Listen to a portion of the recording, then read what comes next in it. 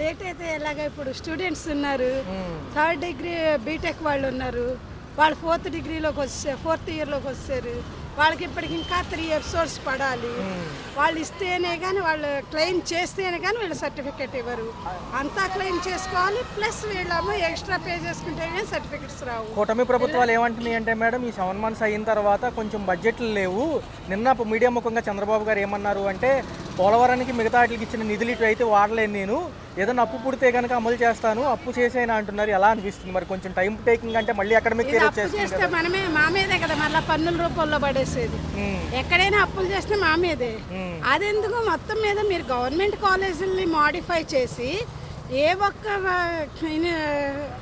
ఈ పథకాలు అవసరం లేదు. ఇప్పుడు ఎక్స్ట్రా బస్సు ఛార్జెస్ ఫ్రీ అన్నారు, చాలా 100% బెస్ట్. 100% 10 రూపాయలు 20 రూపాయలు పెట్టుకోలేని ఏ ఎంప్లాయ్ ఉన్నాడు? ఉంది, పెట్టారు. ఇప్పుడు ఏం చేస్తున్నారు? ఈ ఖాళీగా ఉన్న లేడీస్ ఎక్కుతున్నారు. మా వదిలింటికి కూర ఏంటో కనుక్కోవడానికి వెళ్ళే పరిస్థితి ఉంది.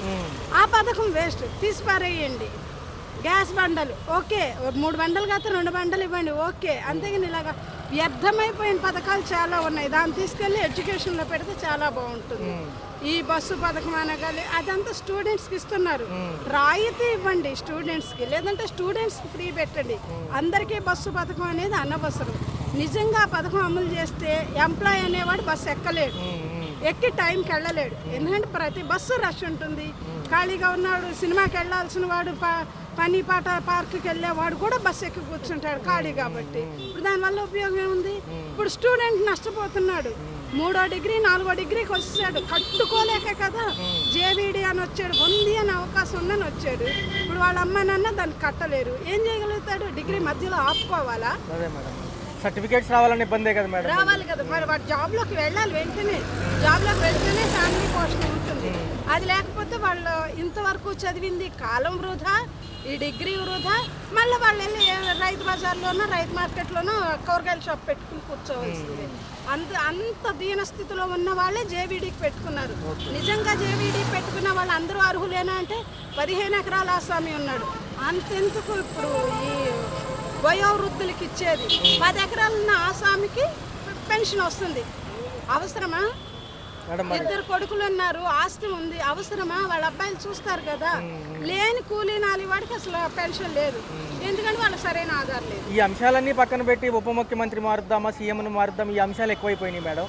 నిజంగా ఈ బిలో పవర్టీ లైన్ వాళ్ళు పాపం పథకాల కోసమే చూస్తారు కాబట్టి నిజమైన అర్హులకి ఇస్తే బాగుంటుందని ఆర్థిక విశ్లేషకులు అంటున్నారు. మరి ఎలా ఉండబోతుంది? వచ్చే 4 ఏళ్ళు కూడా మరి పోలవరం, అమరావతి ఉన్నాయి, ఒక పక్క విశాఖ ఉక్కు ఉంది, మరి ఈ ప్రైవేట్ రంగాలేమో ప్రభుత్వాల్లో విలీనం అంటున్నారు. మా బాగుంటుందా? పర్లేదా? మనకి ఏమైనా కంపెనీస్ వస్తాయా? దావోస్ కూడా వెళ్ళొచ్చారు కదా. ఊహించలేదు. ఈ తెలుగులో ఒక ముతక సామెత ఉంది, పలకూడదు. నీ ఎడం చేది నా పొర చేయబెడతాను అన్నట్టు. ఇప్పుడు వాళ్ళేదో చేశారు, వాళ్ళ రంగులు మార్చి నా రంగులు వేసుకుంటాను, వీళ్ళేదో రంగులు వేసుకున్నారు, ఈ రంగులు మార్చి ఆ రంగులు వేసుకుంటాను. అది కాదు కదా.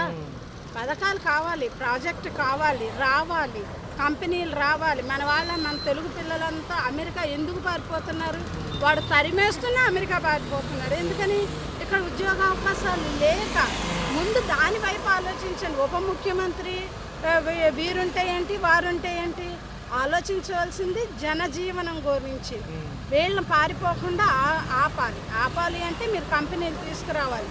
కంపెనీలు తీసుకురావాలి అంటే ఉన్న ప్యాడీ ల్యాండ్స్ని పాడు చెయ్యటం కాదు, ఉన్న ప్యాడీ ల్యాండ్స్లో మంచి అభివృద్ధి ఎలా వస్తాయి, ఇంకా మంచి పంటలు ఎలా డెవలప్ చేయాలి, రైతును డెవలప్ చేయండి. రైతుని బీటెక్ చదువుకున్న వాళ్ళు కూడా ఇప్పుడు ఈ డ్రాగన్ ఫ్రూట్స్ ఈ మంచి లాభాలు సంపాదిస్తున్నారు. ఇప్పుడు ఉప ముఖ్యమంత్రి ఎవరు అనేది అన్నెసరీ థింగ్. మీరు రాజధానిని డెవలప్ చేయండి, రాజధానిని రానివ్వండి, కంపెనీలు రానివ్వండి, డెవలప్ చేయండి. స్టూడెంట్స్ బాగుపడాలి, నిరుద్యోగులు బాగుపడాలి. రైట్ ఇస్తానంటున్నారు. మిగతా పోలవరానికి, అమరావతానికి ఒక పక్క చూసుకుంటే విశాఖకి ఉక్కుకి ఇచ్చిన ఏదైతే కంటెంట్ ఉందో అవి ఆ పక్కకు మళ్ళించడానికి వీల్లేదంటున్నారు. ఎందుకంటారు? ఇప్పుడు ఆయన దాంట్లో పాలనలోకి వచ్చినప్పుడు రాష్ట్రం యొక్క స్థితిగతులు తెలుసు, అన్నీ తెలిసి ఈరోజు నిమిషంకు మాట మాట్లాడడం కరెక్ట్ కాదు. ఎందుకంటే 7 నెలల తర్వాత పథకాల కోసం అమలు చేయాలని చాలా చూస్తున్నారు సార్. మొదట్లో 2 ఇచ్చారు ఓకే, మరి మిగతా వాటికి డబ్బులు లేవంటున్నారు. పాపం వాళ్ళు ఎలా సార్ అంటే ఇవి ఇంతకుముందు పథకాలు పొందిన వాళ్ళు ఉన్నారు కదా. అంటే మరి పేదలు కూడా చూడాలి కదా, భారతదేశ పౌరులే కదా వాళ్ళు. వాళ్ళందరినీ చూస్తూ భారతదేశ పౌరులందరినీ కాపాడుకుంటూ సమర్థమైన పాలన అందించడమే ముఖ్యమంత్రి లక్షణం. అలాంటప్పుడు ఏవో పథకాలు చెప్పేసి అవి ఇవి మాయమాటలు చెప్పి ప్రజలను మోసగిస్తే ప్రజలు ఎప్పుడు మోసపోరు. ఒకసారి నీతివంతమైన పాఠం చెప్పారు కూడా, పాఠం ఎప్పటికైనా మేలుకొని దీనికి ఎలా ఏ విధంగా చేస్తే బాగుంటుందో చేసి పేద ప్రజలను కాపాడుకోవాలి. ఎందుకంటే సార్ గత ప్రభుత్వాలు ఇలాగ అప్పులు చేస్తున్నాయి అనే వీళ్ళు వచ్చారు. రెండో చూసుకుంటే అప్పుడు 60,000 కోట్లు అయితే ఇప్పుడు 120,000 కోట్ల దాకా అవుతున్నాయి సంక్షేమానికి, డబుల్ బడ్జెట్లన్నీ. మరి ఇప్పుడు ఏమంటున్నారంటే మళ్ళీ అప్పు ముడితేనే ఇస్తామంటామంటే మళ్ళీ మనిషికి ఇంత తయారైంది కదా సార్, తలకాయకి ఇంత అప్పు. కరెక్టే, అప్పు చేయడం తప్పు కాదు, అప్పు చేసి సమర్థమైన పాలన అందించడం కరెక్ట్. అప్పు చేసినప్పుడు పేద ప్రజల కోసం అప్పు చేయి, తప్పులేదు. కానీ ధనవంతుల కోసం అప్పు చేయకు, వ్యాపారం కోసం. వ్యాపార రంగం డెవలప్ అయితే ఉపయోగం లేదు. పేద ప్రజలు అందరూ బాగుండాలి, స్కూల్ డెవలప్ అవ్వాలి, మెడికల్ డెవలప్ అవ్వాలి, గవర్నమెంట్ హాస్పిటల్ డెవలప్ అవ్వాలి. నువ్వు గవర్నమెంట్ స్కూళ్ళు లేక హాస్పిటల్ లేకపోతే ఇంకేం డెవలప్మెంట్ ఉంటుంది? అవన్నీ కరెక్ట్. పేదవాడికి ఎప్పుడైతే నోటి నిండా తగ్గ పని ఫుడ్ ఎప్పుడైతే వస్తుందో ఆ రోజు నుంచి గవర్నమెంట్ తిరుగుబాటు ఉండదు. ఈయనేమో సీఎం గారేమో ఏజ్ అయిపోతుంది అని ఉప ముఖ్యమంత్రి గారినేమో మళ్ళీ సీఎం అంటున్నారు కాసేపు, లేకపోతే లోకేష్ గారిని ఉప ముఖ్యమంత్రి చేద్దామని. ఈ కన్ఫ్యూజన్ ఎందుకు సార్? ఎందుకంటే ఆల్రెడీ అన్ని శాఖలకు ఉన్నారు కదా, మళ్ళీ ఎందుకు కొత్త వాళ్ళని? అదేంటంటే తప్పుదోవ పట్టించడం నా అభిప్రాయం. ప్రజల్ని తప్పుదోవ పట్టించడం, ఏదో విధంగా మాయమాటలు చెప్పి ప్రజలు తప్పుదోవ పట్టించనే తప్ప ప్రజలే అంత అమాయకులు కాదు. ప్రజలకు అన్నీ తెలుసు, ఎందుకంటే మన పాలనలు అన్నీ చూశారు. అందువల్ల అటువంటి పొరపాటే ఉండదు. పేదవాళ్ళకి మోసం చేసిన ఏ గవర్నమెంట్ నిలబడలేదు, అది లోకల్ ఈయన కూడా అనుభవించారు. పార్టీ అధికార కార్యదర్శికి నేను వదులుకుంటాను, 3 ఏళ్ళు నేనే ఉన్నానని ఈయన లోకేష్ గారు నిన్న మీటింగ్లో విశాఖపట్నంలో నాకు అసలు ఎటువంటి సీఎం పదవి అక్కర్లేదని ఆయన బహిరంగ లేక, ఎవరిది? పవన్ కళ్యాణ్ గారిది. ఒక పక్కేమో బీజేపీకి సంబంధించి చిరంజీవి గారికి కేంద్ర మంత్రి పదవి, విజయసాయి రెడ్డి రాజీనామా. ఇవన్నీ ఎలా ఉన్నాయంటే ఏదో సర్కస్ లాగా ఉంది సార్. అని చేద్దాం, వాళ్ళు ఏం ఫిట్స్ చేస్తారో అన్నీ చూద్దాం మనం. మనకి ఎందుకంటే మనకు తెలుసు కదా వాళ్ళు ఎటువంటి ఫిట్స్ ఏమన్నా నమ్మాము, అందరూ కలిసి నమ్మారు. ఎలాగైతేనే ముఖ్యమంత్రులు చేశారు, అందరికి పాలన ఇచ్చారు. వాళ్ళు శుభ్రంగా పాలించుకుంటారు, 4 రోజులు పాటు పాలించుకుంటారు. ఇప్పుడు అసమర్థతగా పాలించుకున్నారంటే వాళ్ళకి వెంటనే గుణపాఠం ప్రజలు చెప్తారు. Okay sir, okay. పాలన ఎలా అనిపించింది? 7 months అవుతుంది కూటమి ప్రభుత్వం. అదే 7 months అవుతుందంటే లాస్ట్ టైం పాలన రాలేదు, మొత్తం అంతా హామీలు ఇచ్చారు అనవసరంగా, తినేసారు, జనాలు మర్చిపోయారు. ఏంటంటే కొంచెం మనకి ఇన్ఫ్రాస్ట్రక్చర్ మీద, డెవలప్మెంట్ మీద పెట్టుంటే కొంచెం మనకి కనిపించేది ఏం చేశారని. సో ఈసారి చూడాలి వీళ్ళు చేస్తున్నారని కొంచెం అనిపిస్తుంది జనాలు. అంటే అన్న నిన్న ఏమన్నారంటే ముఖ్యమంత్రి గారు మీడియా సమావేశంలో, పథకాలు ఇవ్వడానికి అయితే డబ్బులు లేవు ప్రెసెంట్, మేమేమంటున్నామంటే అప్పు ముట్టంగానే ఇస్తాం.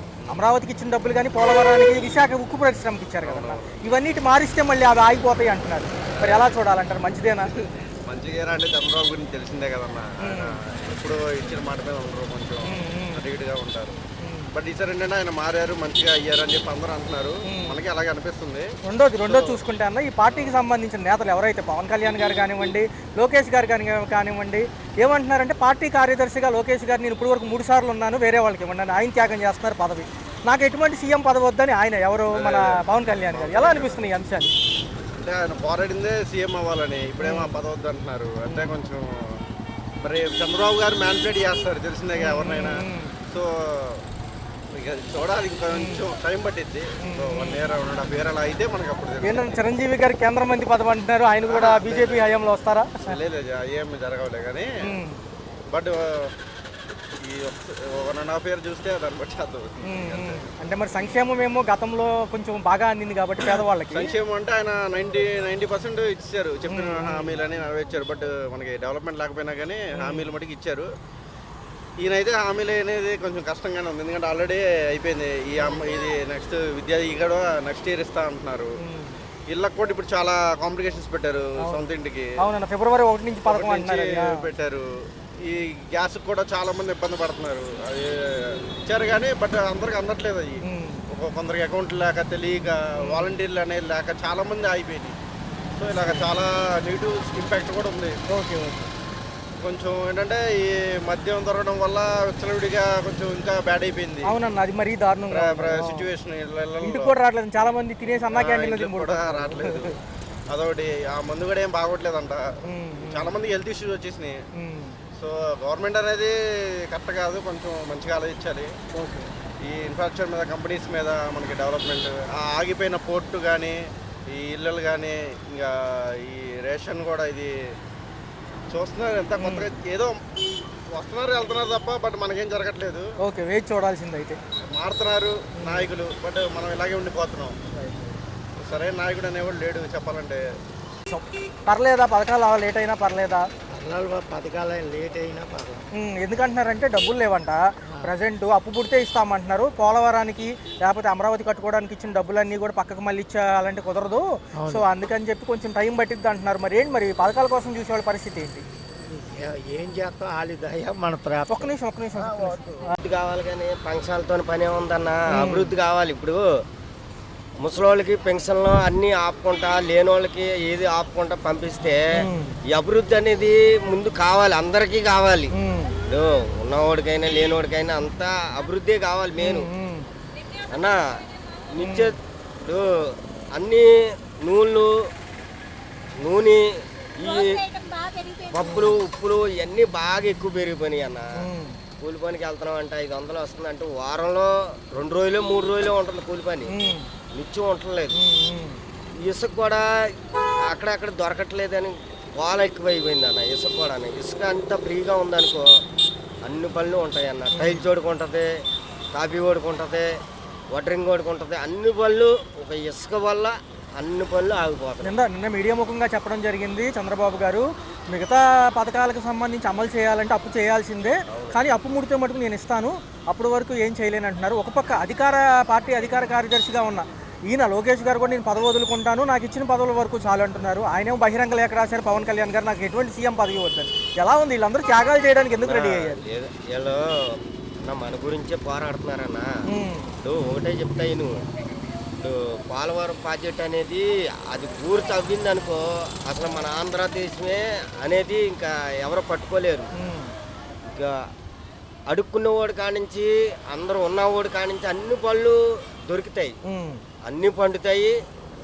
వాటర్ ఉందనుకో అన్ని పంటలు పండించుకుంటారు. రైతు అన్నవాడు ఈ పంట అని ఇంకో పంట అని ఇంకో పంట పండిస్తూనే ఉంటారు. వాళ్ళకి నీళ్ళు సౌకర్యం లేకపోయే వాటికి పంటలు పండించలేకపోతున్నారు. ఏంటి పండే కొంత భూమి ఉందనుకో, కొంత భూమి మెట్ట భూమి అయిపోతుంది. అదే వాటర్ ఉందనుకో నిత్యం అన్ని రేట్లు తగ్గుతాయి. పండించే వాళ్ళు కూడా సరదాగా పండిస్తారు.